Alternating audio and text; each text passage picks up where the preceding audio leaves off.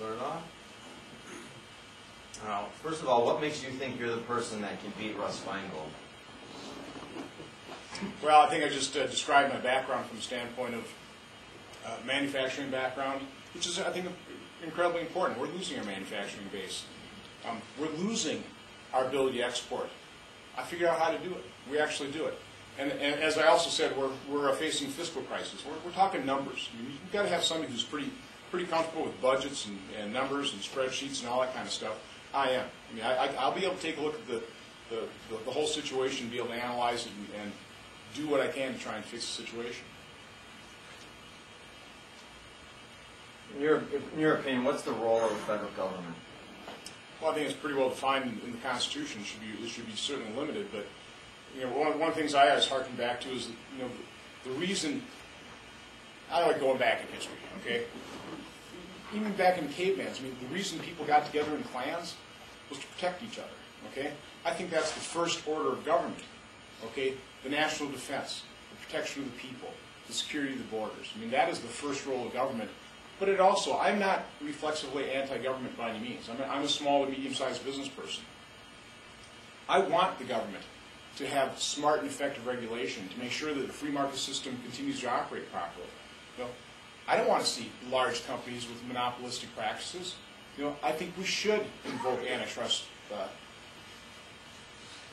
regulations so that if there's ever a business that's turned too big to fail, it means that our regulation has already failed. We shouldn't allow businesses to accumulate each other and merge until the point where they get too large to fail. So, I mean, government has a very real role, building infrastructure. But again, it should be limited, and I think the federal government has so overstepped its bounds. I think our founding fathers, honestly, would just be spinning in their graves to see what's happened over the course of the last, particularly 50 years. In these forums, taxes are always an important topic. What reforms do you think are needed to our tax system? I will say before I even started running, I attended a center-right coalition meeting down in Madison, and Grover Norquist was speaking at it. And unbeknownst to me, they actually, my name was out in the press, and they said, "Well, get up there and tell us why you want to run." So I quick hopped up there and kind of gave a little bit of the speech that I gave here today. But when I got back, there was this little green sheet, and it was Grover Norquist's tax pledge. I said, "Absolutely, I'll sign this." And this was 2 months before I even decided to run. So I signed that, handed it to my county chairperson, Michelle Litchens, and then Senator Glenn Grothman, who was sitting next to her, and I had her witness it. And when Grover Norquist finished with his remarks, he asked for any questions, and I said, "Yeah, two-part question. First of all, will you save me 44 cents? I'm a pretty cheap guy. I am pretty frugal. And then I asked him literally about Mike Pence's, to what extent was he going to support Mike Pence's amendment to restrain spending 20% of the nation's GDP, which is one of the ways you can start reining in, one of the structural or systemic ways you can actually start reining in, out-of-control government. Can I answer your question?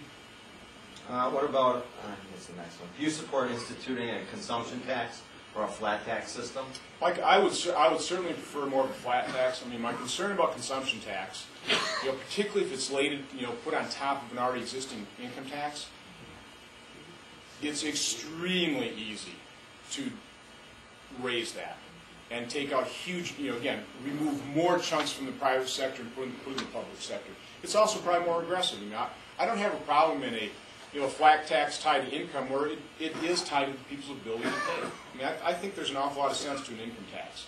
But, one of my frustrations, I think Ronald Reagan, I mean, I could never believe, honestly, that he got our tax rates down to 28%.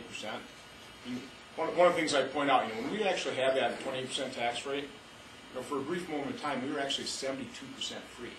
I kind of equate taxation with freedom. And so, I mean, I think Ronald Reagan had us set up beautifully for long-term prosperity for that 28% tax rate. I mean, I sure would like to see tax rates kind of back down to that level. Do you think the Fourth Amendment provides some challenges to the income tax system? I mean, let me talk to you specifically about that. I'm not a constitutional scholar. The right to be secure in your person, affect property, all of those things. Yeah, I mean, I think one freedom that I think, again, is as important as the Bill of Rights is, and those freedoms, I think just inherent in our Constitution, and it's something we we don't seriously consider enough is the basic right to your own property, to determine what you want to do with your own property. I mean, I think we as citizens kind of agree. You know, when they do polls, they'll ask people, you know, what do you think is the maximum tax rate? And it's huge percentages. I mean, it's like 67% say, you know, the top tax rate ought to be 20% or 25%.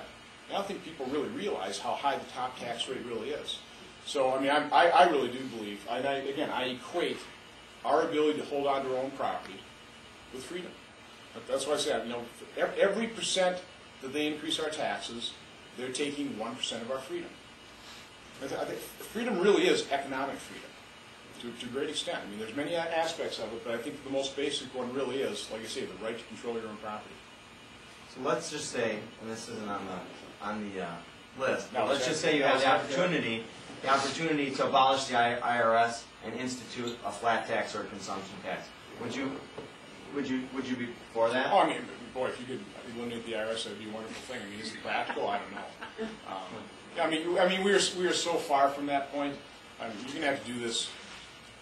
You're gonna have to do this in steps. No, I would, you know, I'd love to see some really dramatic and tax simplification, tax reductions, you know, that type of thing. You know, more a flatter, fair system, quite honestly.